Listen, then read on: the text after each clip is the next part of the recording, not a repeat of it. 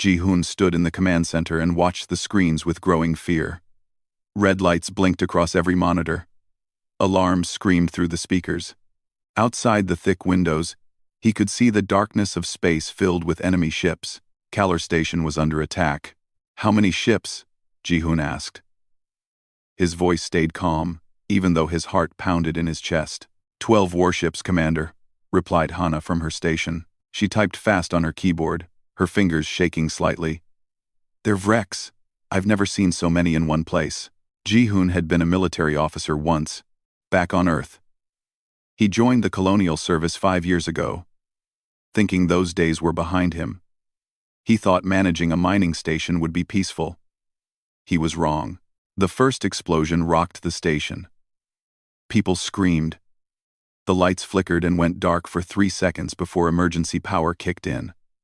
Red emergency lights bathed everything in blood-colored shadows. "Hana, what did we lose?" Ji-hoon grabbed the edge of his console to stay standing. "Communications array is gone. Direct hit. We can't send messages anymore." Hana's voice cracked. "We can't call for help?" Dong-yun burst through the door. The security officer's uniform was already dirty with dust and smoke. "Commander, they're landing troops on the outer ring. We need to evacuate civilians now." Ji-hoon nodded. He had trained for this moment but hoped it would never come. "Sound the evacuation alarm. Get everyone to the lower levels." "How many people do we have?"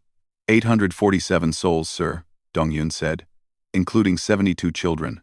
"And how many can fight?" Dong-yun hesitated. "Maybe 40 trained security personnel.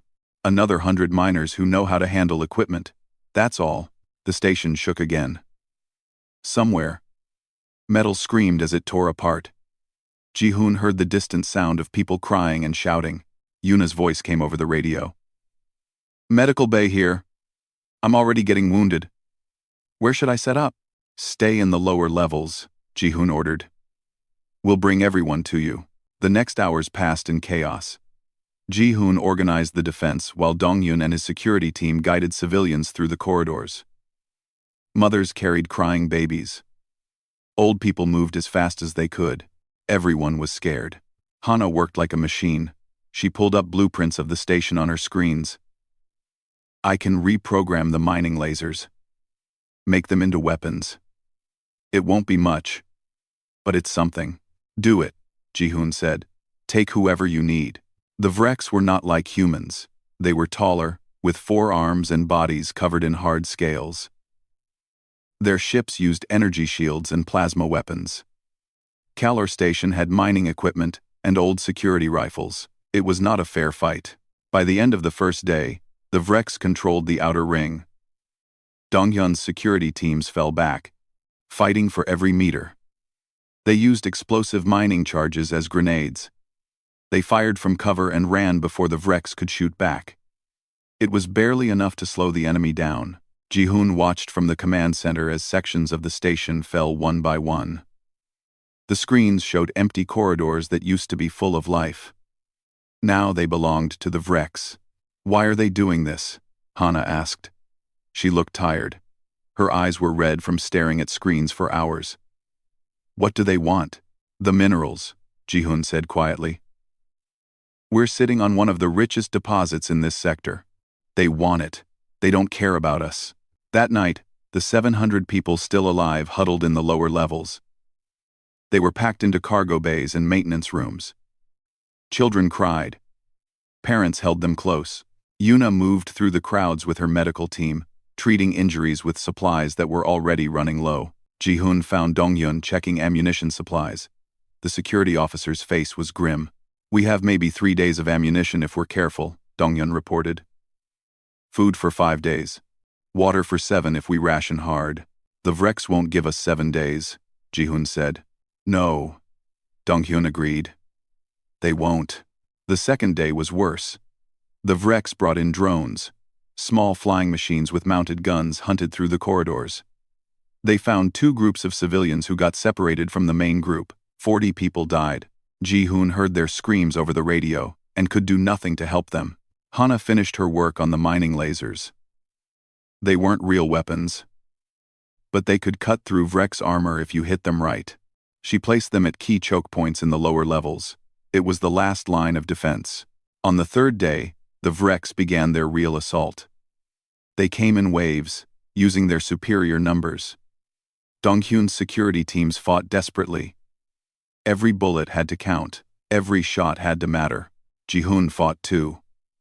He grabbed a rifle and joined the defense at Junction 7. The Vreks came around the corner in a tight group. Ji-hoon aimed carefully and fired. One Vreks fell. Then another. His security training from years ago came back like muscle memory. But for every Vreks they killed, 2 more appeared. By the 4th day, they had lost more sections. The defensive perimeter shrank. Ji-hoon marked another area as lost on his map. Soon, there would be nowhere left to run. Yuna worked without sleep. Her medical bay was full of wounded. She ran out of proper medical supplies and used whatever she could find. Cloth for bandages. Alcohol from the station's bar for cleaning wounds. She saved lives through pure determination. A young woman named Sora volunteered to fight. She was only 20 years old, worked in the station's kitchen. She had never held a gun before. "I can help," she said to Donghyun. "Please. I need to do something." Donghyun looked at her young face and sighed. He handed her a rifle. "Stay behind cover. Only shoot when you have a clear target. Make every bullet count." Sora nodded. Her hands shook, but her eyes were determined. The 5th day brought new horror. The Vreks deployed heavy armor. Metal machines twice as tall as a human stomped through the corridors. Regular bullets bounced off their thick plating. Hana's mining lasers could hurt them but took too long to cut through. Ji-hoon gathered his remaining defenders. Less than 30 people could still fight. Everyone else was wounded, dead, or protecting the civilians. "We can't hold much longer," Donghyun said quietly. He had bandages wrapped around his left arm. Blood seeped through. "Maybe we should surrender." "They're not taking prisoners," Ji-hoon replied. "You've seen what they do. They execute everyone." Donghyun knew he was right. They all knew. On the 7th day, with food gone and ammunition almost empty, Ji-hoon made one last desperate move. He found an old beacon in storage. It was barely functional, maybe 10 years old. He programmed it with their location and a simple message: "Under attack, send help." He took it to one of the last functioning airlocks. He suited up, went outside, and launched the beacon into space with shaking hands. He watched it disappear into the darkness. Then he went back inside to die with his people. The Vreks were preparing their final assault. Ji-hoon could see it on the remaining cameras. They gathered in massive numbers outside the central hub, where the last 400 survivors waited. Ji-hoon stood at the final barricade. Donghyun on his left, Hana on his right, holding a rifle she barely knew how to use. Sora was there too, her face dirty but defiant. Yuna stayed behind them with the civilians, ready to give whatever comfort she could at the end. "It's been an honor," Ji-hoon said to them all. They waited for the end to come. The Vreks came at dawn on the 8th day. At least, it would have been dawn if Kalar Station still had a day and night cycle. The lights had been stuck on emergency power for so long. That time lost meaning. Ji-hoon heard them before he saw them. The heavy footsteps of their war machines echoed through the metal corridors. Then came the screeching sound of their language, barking orders to each other. "Here they come," Donghyun whispered. He raised his rifle. Only 23 bullets left. He counted them 3 times last night. The first Vreks appeared around the corner. Ji-hoon fired. The alien's shield flared bright blue, absorbing the bullets. It took 3 shots before the shield collapsed, and the 4th bullet found flesh. The Vreks fell with a gurgling scream, but 10 more came behind it. The battle was chaos. Hana triggered one of her mining lasers. The beam caught a Vreks in the chest and burned through its armor. The smell of cooked meat filled the air. Ji-hoon wanted to be sick, but there was no time. Sora surprised everyone. The young kitchen worker stayed calm. She aimed carefully and squeezed the trigger just like Donghyun taught her. Her shots actually hit more often than some of the trained security people. Fear made hands shake. But Sora seemed to move beyond fear into something else. Pure focus. They held the Vrex for an hour. Then the ammunition ran out. "Fall back," Ji-hoon shouted. "Everyone to the secondary position." They ran through corridors they had memorized in the past week. Behind them, the Vrex followed. Their plasma weapons burned holes in the walls. The heat was terrible. Minho was waiting at the secondary position. The old miner was 60 years old with a face like cracked leather. He had worked in the deep tunnels for 40 years and knew every maintenance shaft in the station. "This way," Minho said. He pulled open a panel in the floor. The tunnels. They're too big for those machines. It was genius. The Vrex war machines couldn't fit in the maintenance tunnels. Only their infantry could follow. And in the narrow spaces, the humans had a chance. Dong-hyun organized a new kind of defense. They would fight in the tunnels, using hit-and-run tactics. Attack, and then disappear into the maze of passages.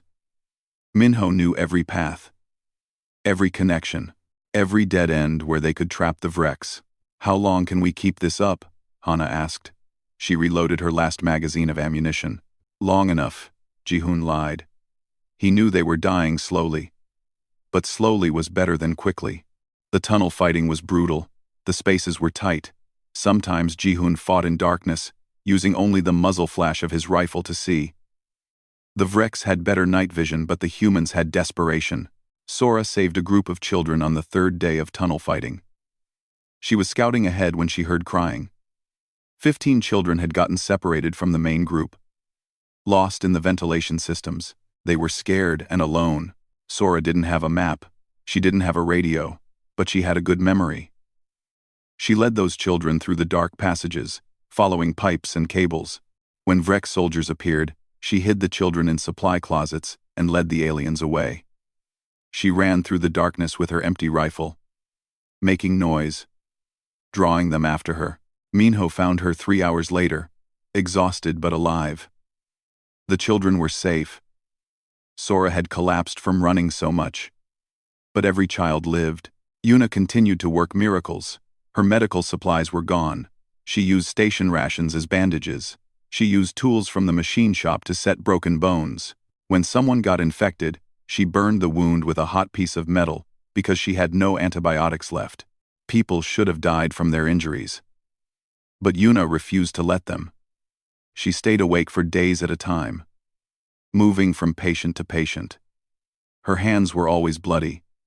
Her eyes were always moving, looking, checking, saving.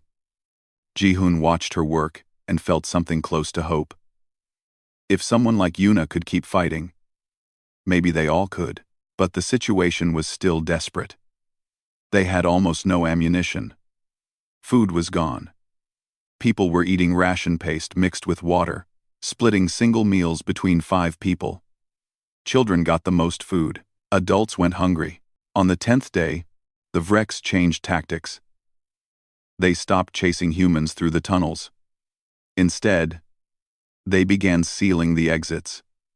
Welding shut the doors, blocking the paths. "They're going to trap us down here," Minho said. He looked at a map of the tunnels with his headlamp beam. "Then they'll just wait for us to starve." Dong-hyun punched the wall. His knuckles came away bloody. "We need to break out. Get back to the upper levels."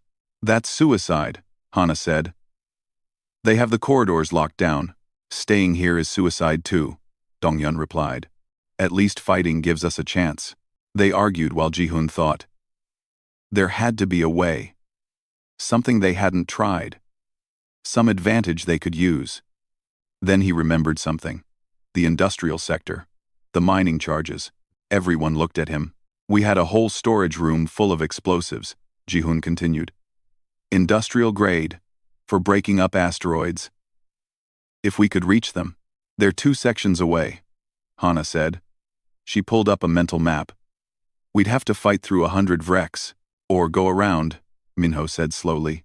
His weathered face split in a grin. "There's an old maintenance conduit. Been sealed for years because of a coolant leak. But the radiation won't kill us quick. We could crawl through. It was a terrible plan. Crawling through a radioactive tunnel to reach explosives they might not even be able to use. But it was the only plan they had. Ji-hoon picked 10 people for the mission. Himself, Dong-hyun, Minho, Sora, and 6 others who could still fight. They said goodbye to Yuna and Hana and the rest of the survivors. Everyone knew some of them wouldn't come back.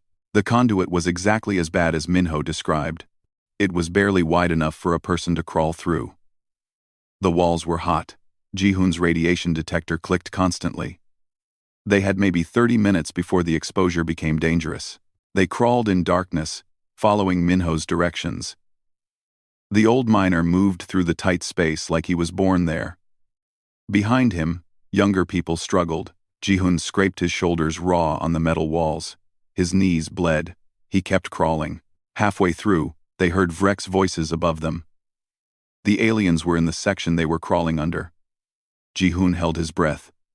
Everyone froze. If the Vreks discovered the conduit, they were trapped. Easy targets. The voices moved away. Ji-hoon let out his breath and kept crawling. They emerged in the industrial sector after 40 minutes of crawling. Ji-hoon's skin burned from radiation. His detector was screaming. But they were alive. The storage room was still sealed. Inside, rows of mining charges sat waiting. Enough explosives to blow a hole in an asteroid, or to bring down a space station if you weren't careful. How do we use these? Sora asked. Dong-hyun smiled. It wasn't a nice smile. Very carefully. They spent 6 hours rigging the explosives through the industrial sector. Dong-hyun placed charges at key structural points. If they did this right, they could collapse entire sections on top of the Vrek's forces. If they did it wrong, they'd kill everyone, including themselves. Ji-hoon worked alongside his people. His hands shook from radiation sickness, but he kept moving. They all did. Finally, it was ready. Miles of detonation cord connecting charges throughout the sector. One trigger that would set everything off. Everyone needs to be in the lower tunnels, Dong-hyun said. The blast wave will kill anyone in the upper levels. They made their way back through the radioactive conduit. This time, Ji-hoon barely felt the pain. He was too focused on the detonator in his pocket. When they reached the others, Yuna immediately started treating them for radiation exposure. She had almost nothing to work with, but she tried anyway. We need to evacuate everyone deeper, Ji-hoon announced. Away from the industrial sector. When these charges blow, they'll take half the station with them. Hana's eyes went wide. Half the station? Ji-hoon, we need the life support systems, the oxygen recyclers. I know, Ji-hoon said quietly. But we're dead anyway, if we don't try this. They moved everyone as deep as they could go. Into the very bottom of the station, where the mining equipment was stored. The Vreks hadn't reached this far yet. 422 people huddled together in the darkness. Waiting, Ji-hoon held the detonator. His thumb rested on the trigger. He waited until the Vrek's forces were concentrated in the industrial sector. Waited until he could hear their machines directly above. Then he looked at Dong-hyun, who nodded. He looked at Hana, who closed her eyes. He looked at Sora, who put her hand on his shoulder. Ji-hoon pressed the button. The station exploded. The explosion shook the entire station. Metal screamed. The walls buckled. For a moment, Ji-hoon thought they had made a terrible mistake. That they would all die buried under collapsed metal and broken dreams. Then the shaking stopped. Dust filled the air so thick that Ji-hoon couldn't see his hand in front of his face. People coughed. Children cried. Somewhere in the darkness, metal groaned as damaged structures settled. Sound off, Dong-hyun called out. Everyone report. Voices came back from the darkness. One by one, people confirmed they were alive. Ji-hoon counted. 422 souls went into the lower levels. 418 answered the call. 4 people had died when part of the ceiling collapsed. Ji-hoon felt their loss like a weight on his chest. But the rest lived. That had to be enough. Hana checked her handheld scanner. Life support is failing. We took out too much. We have maybe 12 hours of breathable air left. Better than being dead now, Minho said quietly. They climbed through the wreckage to see what they had done. The industrial sector was gone. Just gone.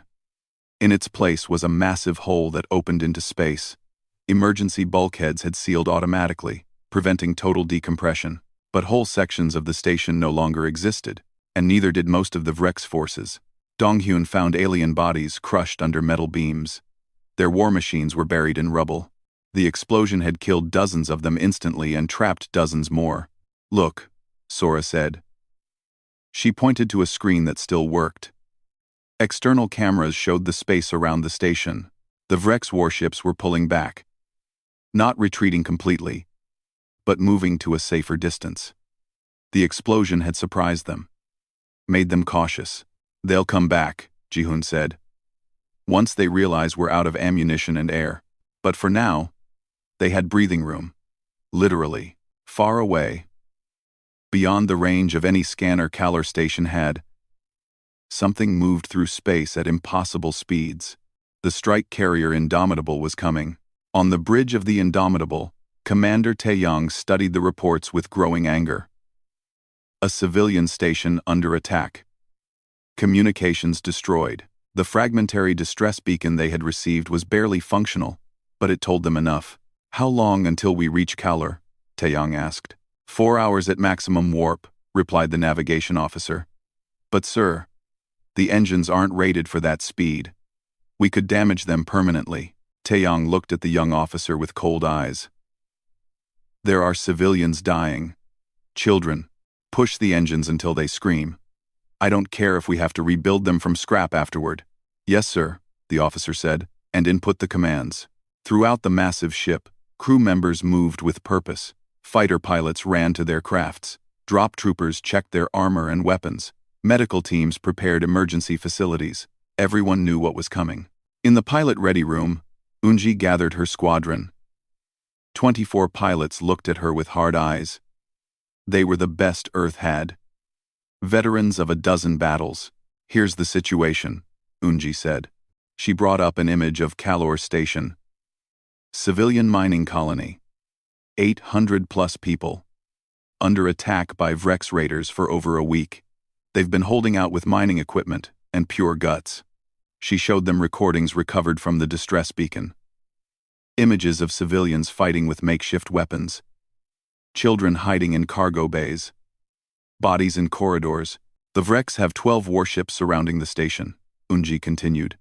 They think they've won. They think they can take their time. We're going to teach them what happens when you attack Earth's people. The pilots' faces turned from hard to savage. There was no mercy in those eyes, only calculation and cold fury. We drop from warp at combat speed, Unji said. Weapons free immediately. Maximum aggression. No warnings. These things tried to slaughter children. We show them what humanity does to people who hurt kids. Yes, ma'am, 24 voices said as one. Back at Kalar Station, Ji-hoon sat against a wall in the darkness. His body hurt everywhere. Radiation sickness made him weak. Hunger made him dizzy. Thirst cracked his lips. Around him, the survivors waited. They had run out of things to say days ago. Now they just existed. Breathing the thinning air. Holding on to each other. Yuna moved among them like a ghost. She had no more medicine, no more supplies. All she could offer was water and comfort. She held hands. Wiped foreheads, told people they would be okay even when she knew it was a lie. Hana sat at her console, watching the Vrex ships on the failing monitors. They're moving back in, she said quietly. Getting into position for another assault. No one replied. What was there to say? Then something changed on the screen. Hana leaned forward, not believing her eyes. What is that? She whispered. Space itself seemed to tear open. A massive shape emerged from the warp, moving faster than anything should be able to move. Then another. And another. 4 ships dropped into normal space right in the middle of the Vrex formation. They were huge. Bigger than any Vrex vessel. And they were human. It's Earth, Hana said. Her voice cracked. Earth is here. People crowded around the screens. Those who had given up hope suddenly sat up. Ji-hoon pushed through the crowd, not daring to believe. On the lead ship, the name was visible even from far away: Indomitable. The Earth ships didn't slow down, didn't send demands for surrender. They opened fire immediately. Yoonji launched her fighter the moment Indomitable dropped from warp. Her squadron followed, 24 sleek craft that screamed through space at speeds the Vrex had never seen. The Vrex fighter screen tried to respond, but they were too slow. Eunji's targeting computer locked onto 3 targets before the enemy even registered her approach. She fired. Kinetic railgun rounds traveled at a significant fraction of light speed. The Vrex fighters didn't have shields that could stop solid metal moving that fast. 3 enemy fighters became expanding clouds of debris. Reaper 2, confirmed kill, called one of her pilots. Reaper 5, 2 kills. Reaper 7, engaging cruiser defense turrets. The space battle was barely a battle at all. It was an execution. The Vrex had designed their shields to stop energy weapons, plasma, lasers. All the standard military technology in the galaxy used energy, so they built energy shields and thought they were safe. Humans learned differently. Humans learned that the simplest weapons were often the best. Metal. Fired very, very fast. The destroyer, Relentless, opened fire with its main gun. The magnetic accelerator cannon hurled a tungsten slug the size of a car at relativistic speeds. The Vrex cruiser's shields flickered once, then failed. The metal slug punched through the alien ship like paper. The cruiser broke in half. Atmosphere and bodies spilled into space. On Kalar Station, people watched in stunned silence. Yuna was crying. Minho laughed, a sound that was half sob. Sora gripped Ji-hoon's arm so tight it hurt. The Vrex tried to fight back. They fired their plasma weapons at the Earth ships. The shots connected and did nothing. Human armor plating was designed to radiate heat. Plasma washed over the hulls like water. Then the Earth ships fired again. Taeyong watched the battle from his command chair. His face showed no emotion, but inside he felt satisfaction. These Vrex had thought they could prey on human civilians. Thought Earth was too far away to respond. Thought no one would come to help. They thought wrong. Status of the station? Taeyong asked. Heavily damaged, sir. Life support failing. But I'm reading life signs. Lots of them. Taeyong nodded. Young-ho, your people ready? In the drop bay, Sergeant Young-ho checked his armor one last time. Around him, 200 troopers did the same. Powered exoskeletons covered them from head to toe. Weapons were integrated into the armor. Neural links connected their brains to targeting systems. They were the best Earth had. And they were very, very angry. Drop troopers ready, sir, Young-ho reported. You are cleared for combat drop, Taeyong said. Get our people out of there. The drop pods launched from Indomitable like bullets. 200 armored pods streaked toward Kalar Station, moving too fast for the remaining Vrex to track. Young-ho felt the acceleration press him into his seat. 3 gravities. 4. 5. The pod's inertial dampeners kept him alive. But barely. Outside, the pod's heat shielding glowed red as it cut through the thin atmosphere inside the station's damaged sections. 30 seconds to impact, his suit's computer announced calmly. Young-ho checked his rifle one last time. He had 6,000 rounds of ammunition. He planned to use most of them. Remember, he said, over the squad channel. There are civilians in there. Watch your fire. Identify your targets. Yes, sir, 200 voices replied. The pods hit the station like hammers. They punched through Vrex defensive positions, crushing aliens under their impact. Before the Vrex could react, the pods opened and 200 armored warriors emerged. The Vrex had never seen anything like them. Humans in powered armor moved like machines. Their targeting systems could identify threats faster than any organic brain. Their weapons fired with impossible accuracy. A Vrex soldier raised its plasma rifle. Young-ho's suit identified it as a threat. His arm-mounted gun fired a 3-round burst. The Vrex fell. All around him, his troopers did the same, moving through the corridors in perfect formation, clearing rooms with brutal efficiency. They had trained for this, practiced it 10,000 times, but this time it was real, and this time they were saving lives. "Command, this is Young Ho," he reported as his team pushed deeper into the station. "We have contact. Multiple Vrex forces. Engaging now." In the lower levels, Ji-hoon heard the explosions above, different from Vrex weapons, sharper, more controlled. "Someone's fighting up there," Donghyun said. "Fighting the Vrex." Then they heard a voice over the station's emergency speakers. It was in Korean, clear and strong. "Attention Kalor Station survivors. This is the Earth Defense Forces.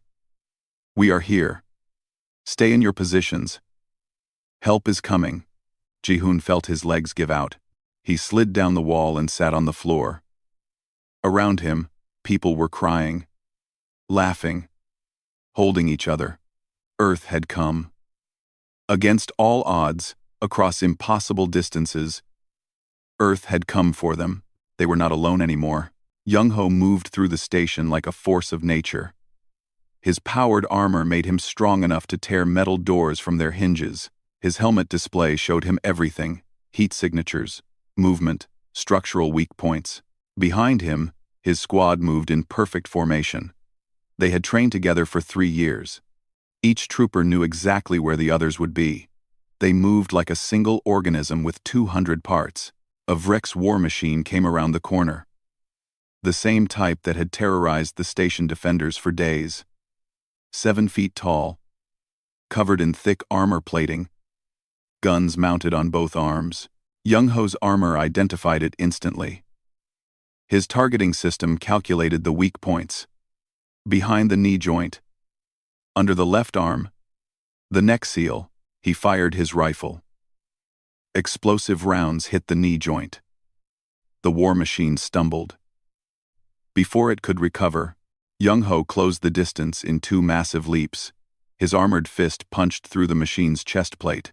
He ripped out cables and wiring. The machine fell. "Room clear," Young Ho reported, moving to next sector. Throughout the station, the same scene repeated.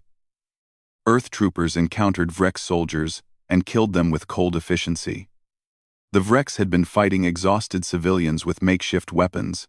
Now they faced professional warriors in advanced armor with unlimited ammunition. It was not a fair fight.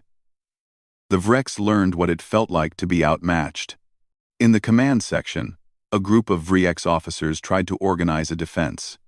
They barricaded themselves behind overturned furniture and damaged equipment. 20 Vrex soldiers with plasma rifles aimed at the corridor entrance. They watched the doorway, waiting. Their commander barked orders in their harsh language. Then the wall exploded inward. 3 Earth troopers came through the hole, their armor barely scratched by the blast they had set off themselves. Before the Vrex could turn their weapons, the troopers opened fire. The room filled with the sound of gunfire and dying screams. 15 seconds later, all 20 Vrex were dead.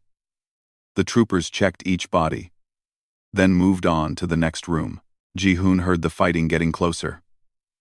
Explosions, gunfire, screams in alien languages, then silence. "Stay here," he told the survivors. "I need to make contact with them."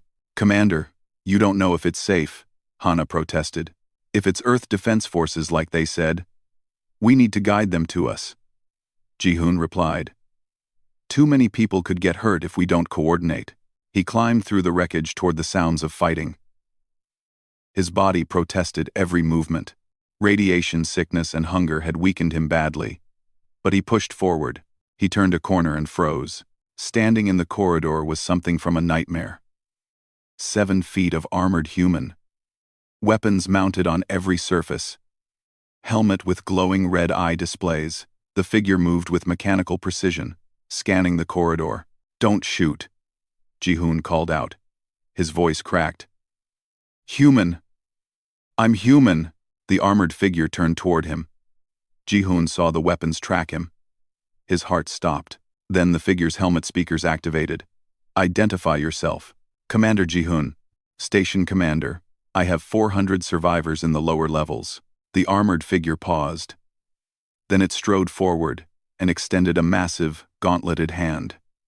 "Sergeant Young Ho." Earth Defense Forces. Where are your people? Ji-hoon wanted to cry. Instead, he shook the sergeant's hand and felt the careful control in the powered grip. Follow me. He led Young-ho and his squad down to where the survivors waited. When the armored figures appeared, some people screamed. They had been fighting aliens for so long that anything large and armored looked like an enemy. Stand down! Ji-hoon shouted. They're human. Earth military. Young-ho removed his helmet. His face was young, maybe 30, but his eyes were old, tired.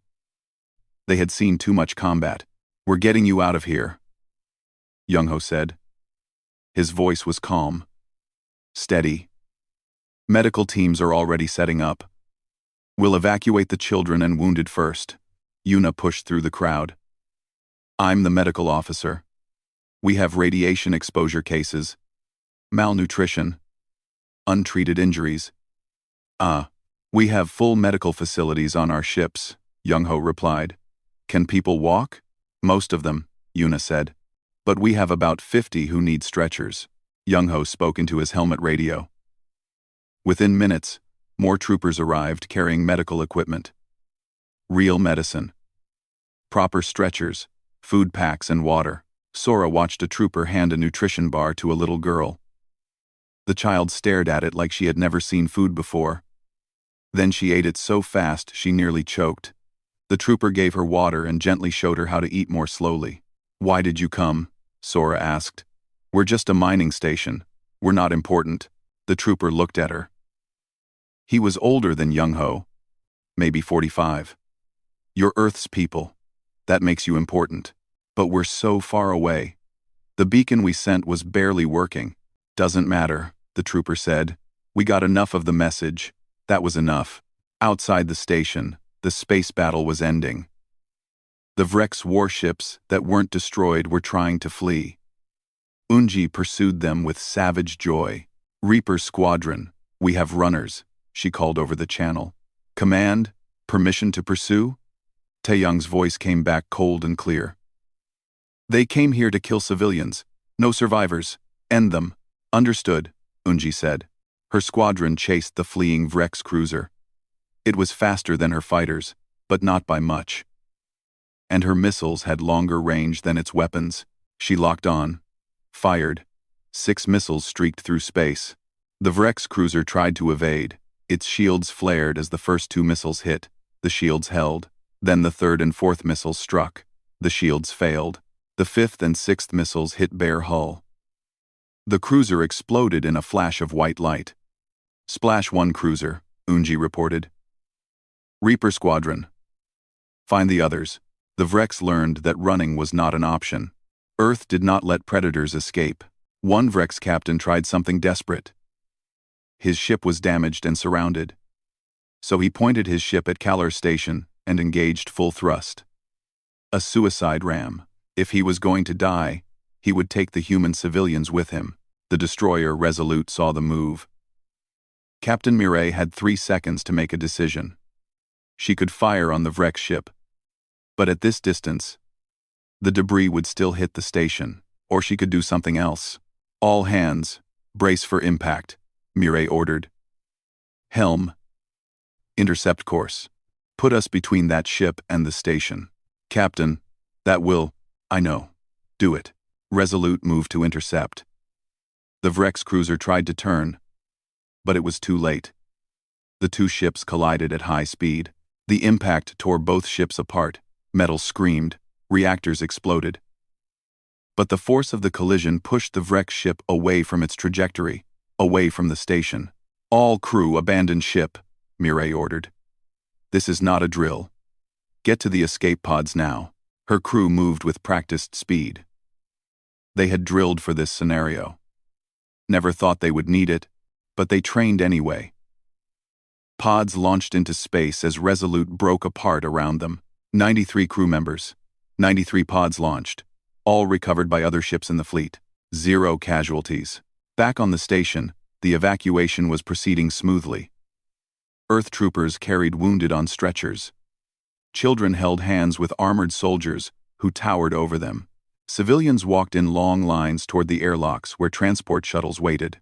Hana walked alongside a trooper who was carrying equipment she had never seen before. "What is that?" "Portable life support unit," the trooper replied. "We can set up temporary atmosphere in damaged sections. Make sure everyone has air until we get them to the ships." "We were going to run out of air in a few hours," Hana said quietly. "Not anymore," the trooper said. Dongyun helped security troopers clear the remaining wrecks from the station. They found a group of aliens barricaded in the industrial section that hadn't been destroyed. The wrecks refused to surrender. "Your call," Young-ho said to Dongyun. "You've been fighting them for 2 weeks. You want to give them a chance?" Dong-hyun thought about the people he had watched die, the children he couldn't save, the friends he buried in space because there was nowhere else to put the bodies. "No," he said. "No chances." Young-ho nodded. "Stand back." The troopers used breaching charges. Then they went in with overwhelming firepower. It was over in 30 seconds. By the end of the day, Kalor Station was secure. Every Vrek soldier was dead. Every human survivor was accounted for. 418 people evacuated from the lower levels. Another 4 found alive in sealed sections. 422 survivors, from 847. Ji-hoon stood on the bridge of Indomitable and met Commander Taeyang. The station commander looked like death. Thin. Pale. His skin showed signs of radiation burns. But he stood straight and saluted. "Commander Ji-hoon reporting. Kalor Station is secure." Taeyang returned the salute. Then he did something Ji-hoon didn't expect. He smiled. "You held for 7 days with mining equipment against a war fleet," Taeyang said. "That's the most Earth thing I've ever heard." "You did good, Commander." Ji-hoon felt something break inside him. All the fear. All the death. All the impossible choices. He had held it together for 2 weeks. Now, finally safe, he could let it go. He didn't cry. Earth military officers didn't cry. But his eyes got wet. And his voice shook when he spoke. "Thank you for coming. We thought we were alone." "Earth doesn't abandon its people," Taeyang said quietly. "Ever. Remember that." Behind them, the last transport shuttle docked with Indomitable. The last survivors were aboard. Safe. Protected. Yuna found Young-ho in the medical bay. He was visiting wounded troopers from his squad. Only 3 injuries in the entire operation. All minor. "Your people are good," Yuna said. "They're the best," Young-ho replied. "We train for this. Practice until we can do it in our sleep." "Why?" Yuna asked. "Why be so good at rescuing people?" Young-ho looked at her with those old, tired eyes. "Because we remember. Earth remembers what it's like to be helpless. To have no one come when you call for help. We decided that would never happen again. Not to any human. Anywhere." "You came so fast," Yuna said. "The beacon was barely working." "We got enough," Young-ho said. "We got your location and the word help. That was enough." Sora found Yoonji in the pilot ready room. The fighter pilot was cleaning her helmet, removing carbon scoring from atmospheric re-entry. "Why didn't you ask them to surrender?" Sora asked. "The Vrek ships. You just killed them." Yoonji looked at the young woman. "You saw what they did to your station. You saw the bodies. Would you have let them surrender?" Sora thought about the children she had saved. The people she watched die. "No," she said quietly. "Neither would we," Yoonji said. "Earth protects its own. And Earth punishes those who hurt its people." The Vreks learned that today. That night, as Kalor Station floated empty and dark, the survivors gathered in Indomitable's main hall. Children sat with their parents. Wounded lay on medical beds. Everyone was fed, clothed, safe. Ji-hoon stood before them with Commander Taeyang. "I don't have pretty words," Ji-hoon said. "We survived something impossible. We lost people we loved.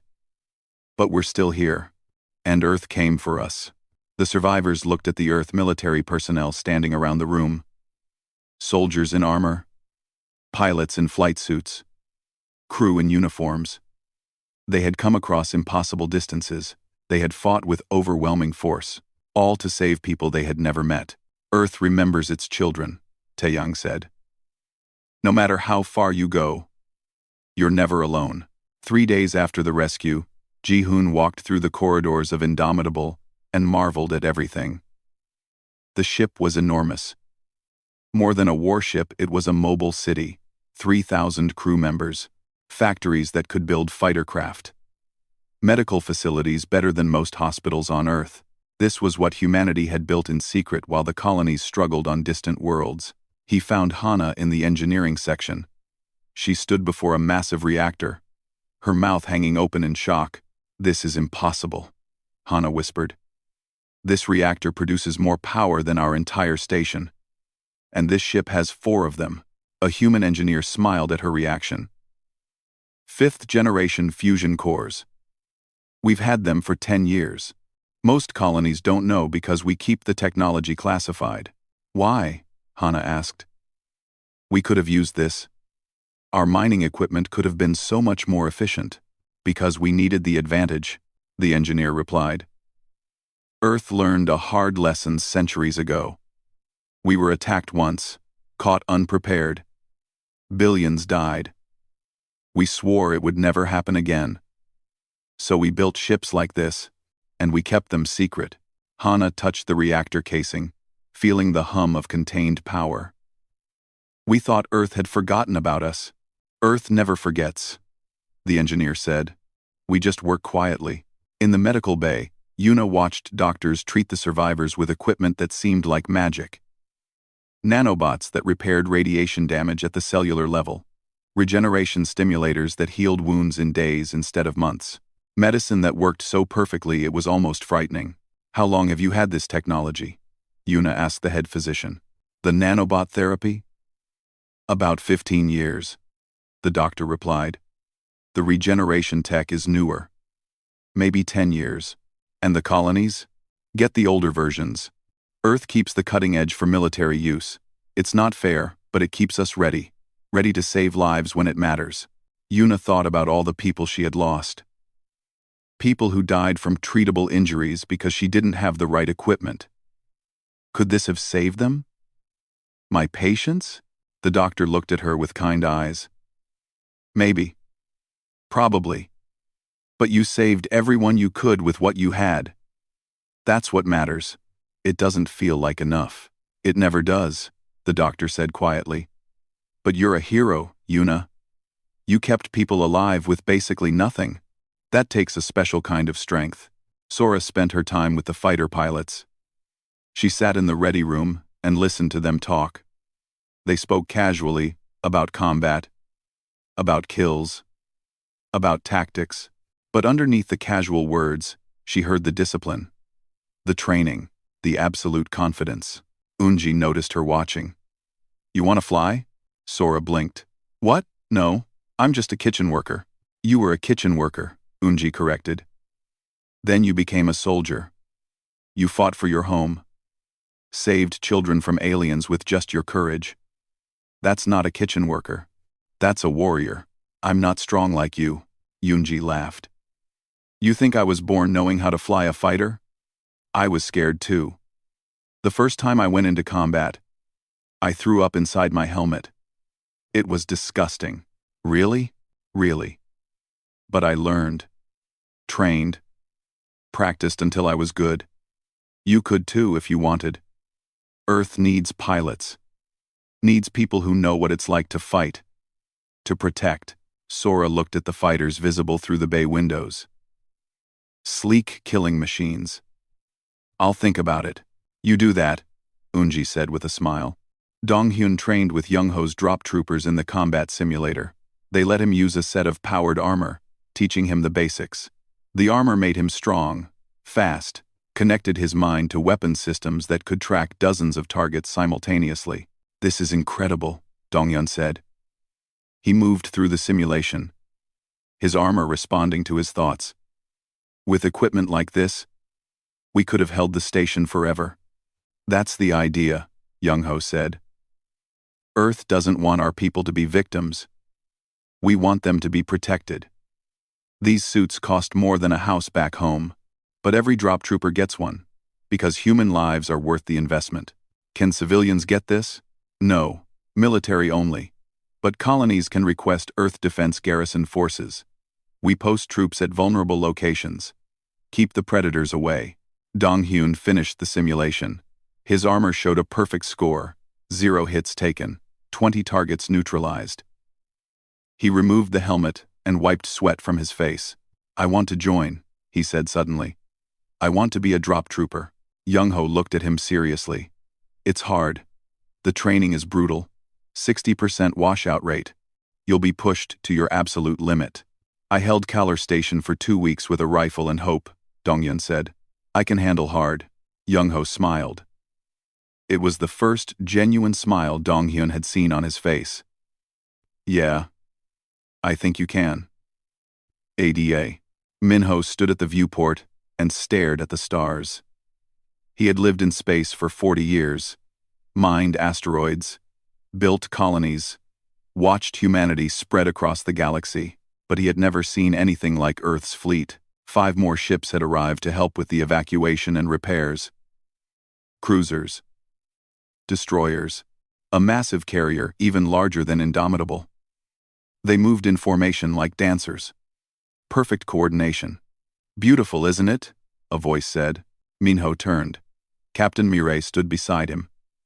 She had survived the collision with the wreck ship. Her uniform was clean and pressed. No sign of the trauma of losing her ship. You gave up your ship for us, Minho said. Yes. Why? You didn't know us. Mireille looked at him with clear eyes. Because you're human. Because you needed help. That's all the reason I need. Oh, in the old days, ship captains died with their vessels, Minho said. In the old days, yes. But Earth learned. We value life over tradition now.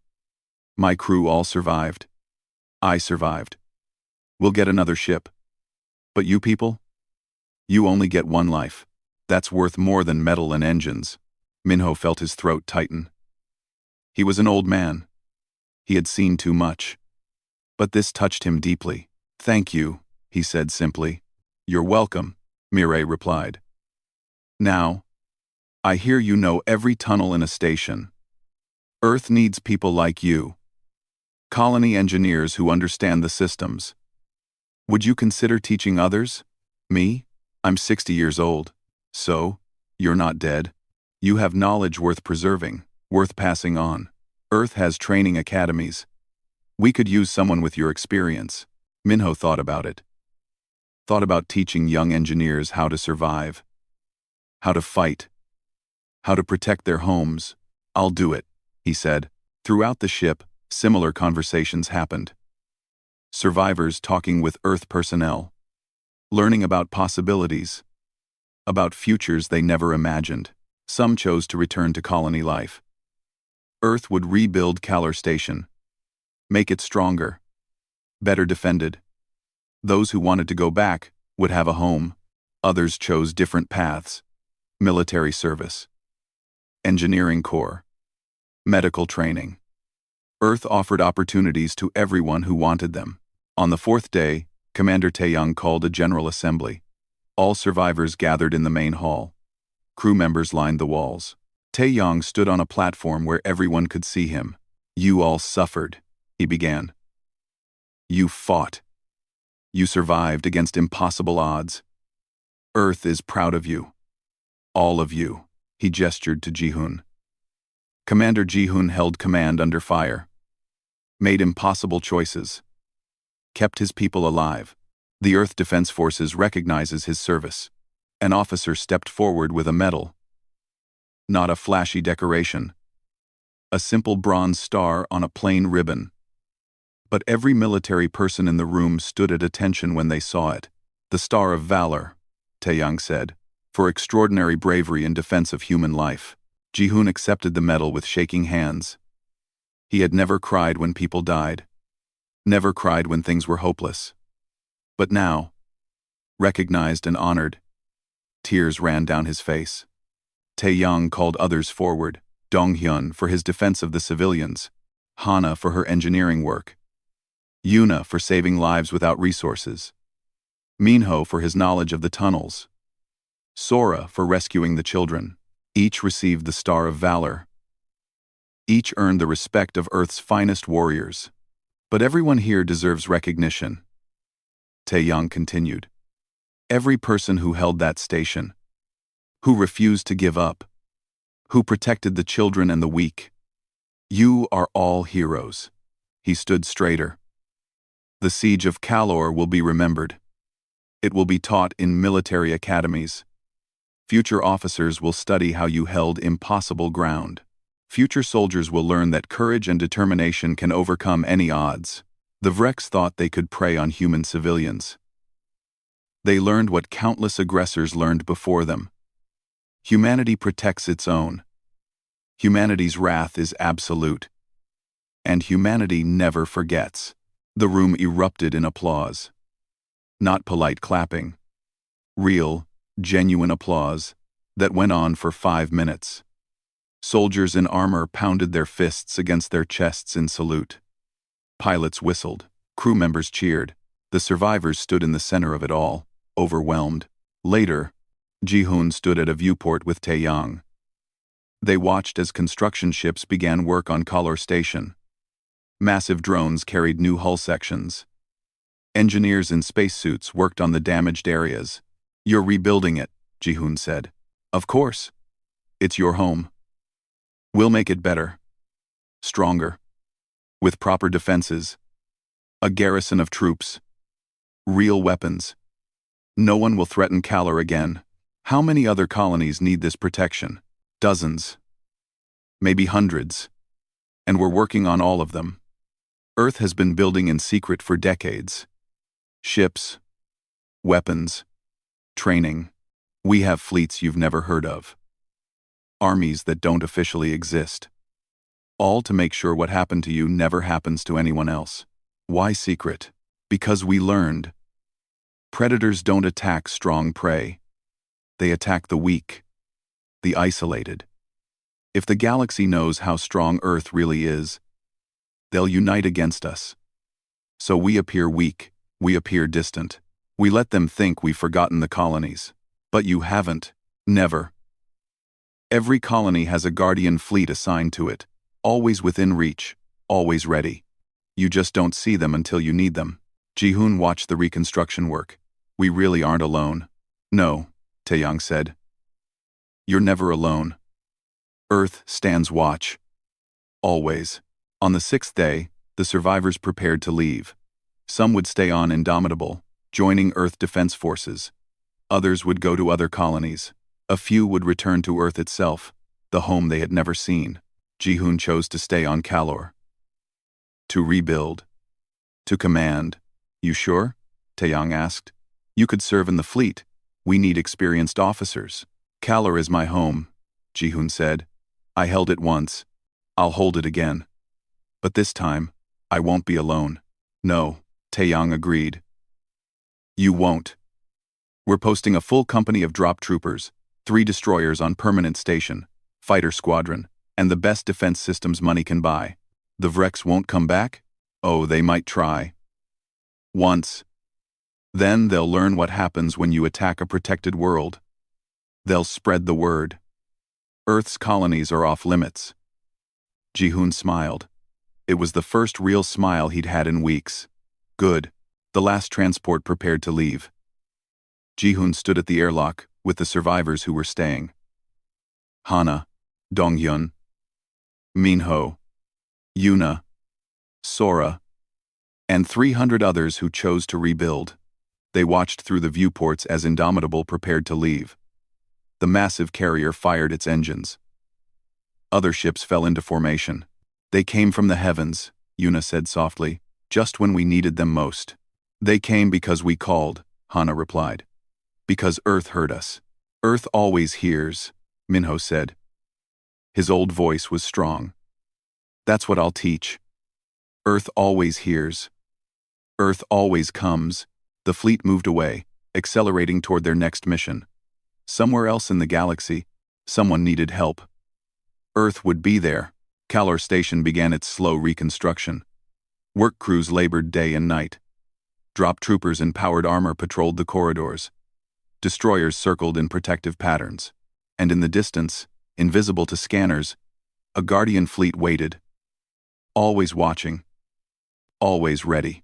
Ji-hoon stood in his rebuilt command center. New screens showed every approach to the station. Weapon systems that could destroy a cruiser with one shot. Communication arrays that could reach Earth in seconds. He thought about the last 2 weeks. The fear, the death, the impossible survival.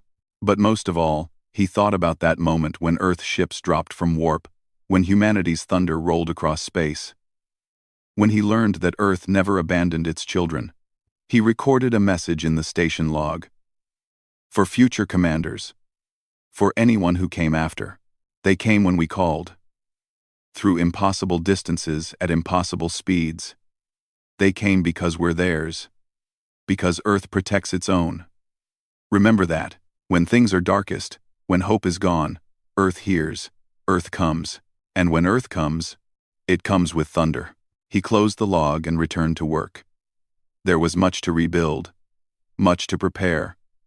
But for the first time in weeks, he felt safe, because Earth was watching, and Earth never sleeps.